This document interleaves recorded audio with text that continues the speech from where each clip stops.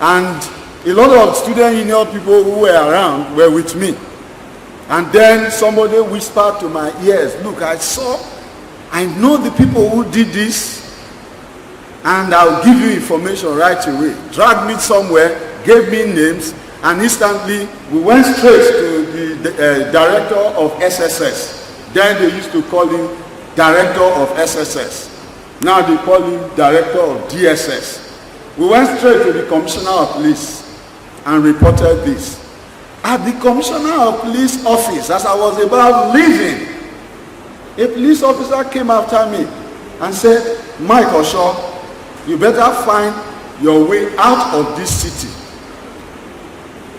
within the next day, otherwise you'll be dead like your secretary.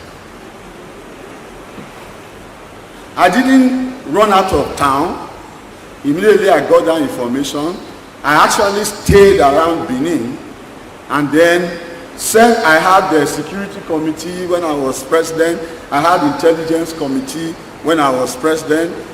Those who were around when I was president recall that before I was S.U.G President, cult groups used to kill themselves every other day. They would kill one at the Kosodi, they would kill one at the Usasodi, quarters, we used to call it, doctor's quarters, just like that. So when I became president, put these committees in place in line with my experience, because I was the son of a soldier.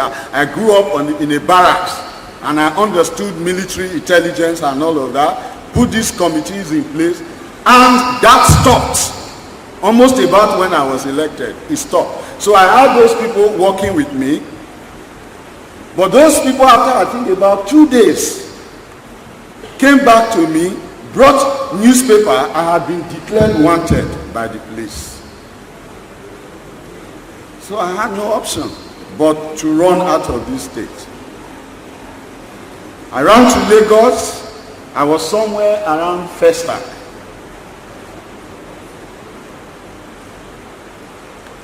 I was there, I can't remember for how long, when somebody came to me to inform me that, Mike, you need to leave Lagos now. I left Lagos and ran to the now president. His name, you remember, is S.U.G Jordan.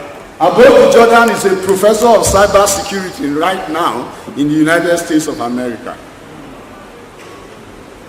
S.U.G Jordan saw me panting. He was like, Mike, what's the problem? And I said, he had already read in the pages of newspapers. He was looking for how to get where I was.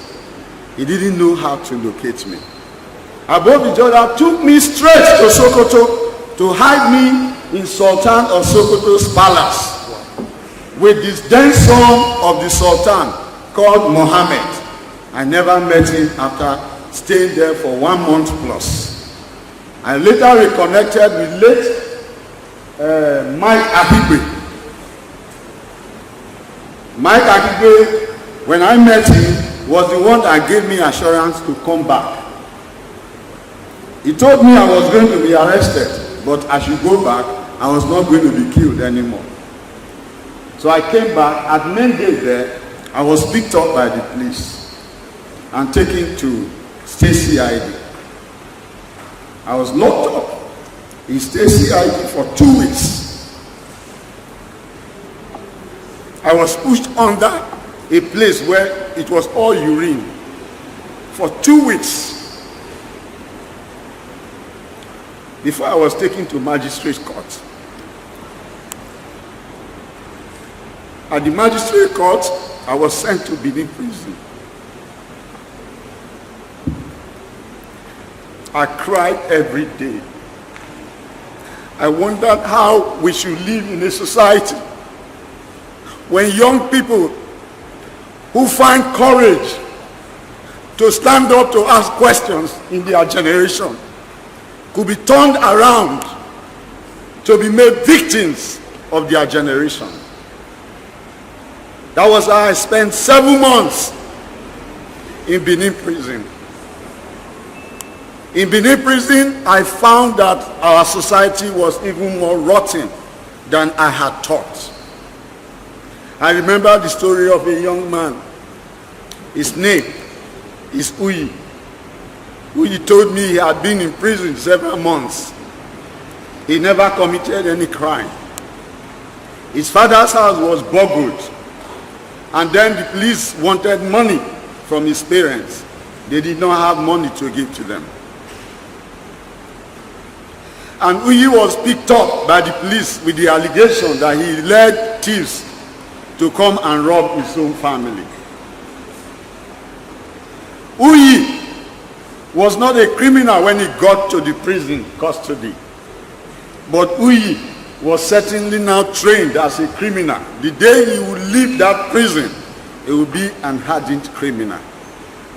That was why for 3 months out of the 7 months I spent there, I planned a coup inside Benin prison to change the leadership of that prison at the risk of my life.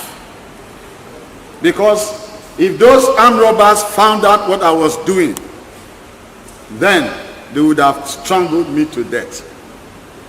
I did not take over because the prisoners will not even be able to understand my English.